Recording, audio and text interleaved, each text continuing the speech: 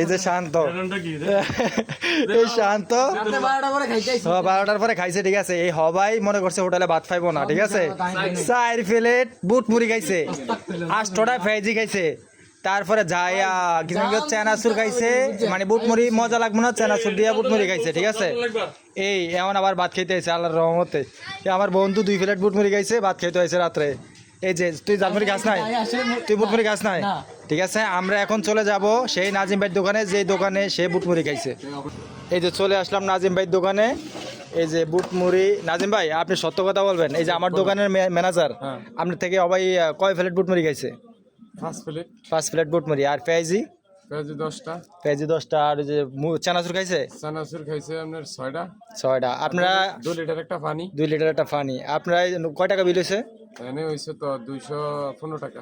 আপনারা শুনতে পারলেন নাজিম ভাইয়ের কথা। নাজিম ভাই সব সত্য কথা বলছে, আর বাকিটা ভাতের হোটেলে আবার দেখতেছি।